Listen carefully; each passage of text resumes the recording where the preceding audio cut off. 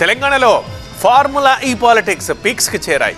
Formula ఈ race ఏ formula ప్రకారం జరిగిందంటూ అధికారపక్ష నిలదీస్తూ న్యాయ విచారణకు రంగం సిద్ధం చేసింది. కానీ కేటీఆర్ మాత్రం ఈ రేసు కేసు అసలు స్కామే కాదంటూ పిచ్చలైట్ తీసుకుంటున్నారు. అంతేకాదు ఈ రేస్పై అసెంబ్లీలో చర్చించే దమ్ముందా అంటూ సవాల్ కూడా విసురుతున్నారు. తప్పు జరిగితే జైలు శిక్షకైనా సిద్ధమంటున్నారు. అయితే అదే స్థాయిలో కౌంటర్ ఇస్తున్నారు ఇటు కాంగ్రెస్ నేతలు కూడా.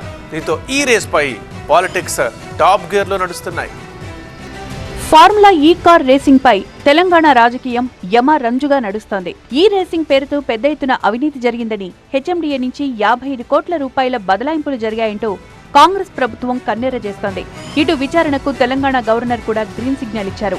ఇప్పటికే దీనిపై కేబినెట్ లోనూ చర్చించారు. నోటీసులు ఇవ్వడమే బ్యాలెన్స్, ఇక చట్టం తన పని తాను చేసుకుపోవడమే తరువాయి అన్నట్టుగా ఉంది ప్రస్తుత పరిస్థితి. ఫార్ములా ఈ రేసింగ్ వ్యవహారం పక్కా పద్ధతి ప్రకారమే జరిగిందంటున్నారు బీఆర్ఎస్ వర్కింగ్ ప్రెసిడెంట్ కేటీఆర్. హైదరాబాద్ ఖ్యాతిని ప్రపంచవ్యాప్తం చేయడానికే ఛాంపియన్షిప్ నిర్వహించామని, ఎలాంటి విచారణకైనా సిద్ధమంటున్నారు. తప్పు జరిగినట్లు నిరూపిస్తే జైలుకు వెళ్లడానికైనా సిద్ధమే అంటూ పదే పదే చెప్తున్నారు. అంతేకాదు అసెంబ్లీలో చర్చిద్దాం దమ్ముందా అంటూ కాంగ్రెస్ ప్రభుత్వానికి ఛాలెంజ్ విసురుతున్నారు. మరో అడుగు ముందుకేసి ఏకంగా సీఎం రేవంత్ రెడ్డికే లేఖ రాశారు కేటీఆర్. దమ్ముంటే ఫార్ములా ఈ కార్ రేస్ అంశంపై అసెంబ్లీలో చర్చ పెట్టాలని లేఖలో పేర్కొన్నారు.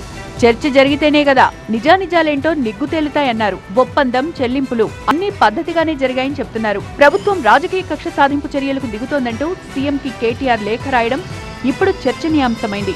ఇటు రాజకీయంగానూ రచ్చలేపుతోంది. కేటీఆర్ తీరుపై కస్సుమంటున్నారు కాంగ్రెస్ నేతలు.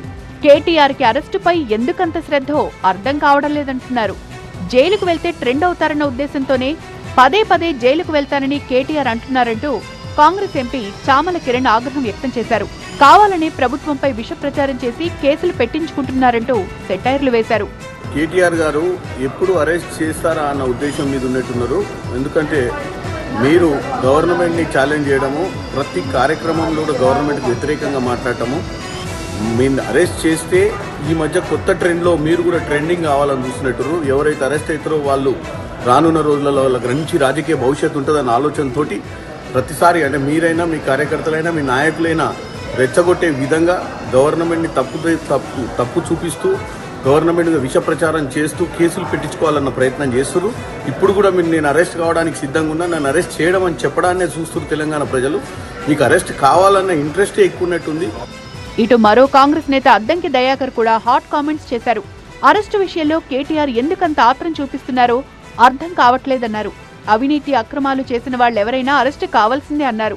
ప్రభుత్వంలో శాస్త్రబద్ధంగా చట్ట ప్రకారం చర్యలుంటాయి తప్ప ఎవరిని టార్గెట్ చేయాల్సిన అవసరం తమకు లేదన్నారు అద్దంకి దయాకర్. అరెస్ట్ చేయండి దమ్ము ఉంటే అనేది కాదు. అవినీతి జరిగితే అరెస్టు ఉంటుంది, అక్రమం జరిగితే అరెస్టు ఉంటుంది. కాబట్టి అవి ప్రాతిపదిక లేకుండా మీ మాదిరిగా ఇష్టం వచ్చినట్టుగా మీకు వ్యతిరేకంగా ఉంటే తీసుకొచ్చి జైల్లో పెట్టినట్టుగా, జైల్లో పెడితే గమ్మున కూర్చుంటారని గతంలో మీరు అనుకున్నట్టు ఫార్ములా ఈ ప్రభుత్వానికి ఉండదు.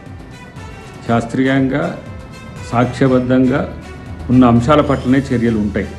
మొత్తంగా ఓవైపు విచారణకు గవర్నర్ గ్రీన్ సిగ్నల్ ఇవ్వడం, ఇటు పొలిటికల్ గాను కాకరేపుతోండడంతో ఫార్ములా ఈ రేస్ వ్యవహారం ఇప్పట్లో సద్దుమణిగేలా కనిపించట్లేదు.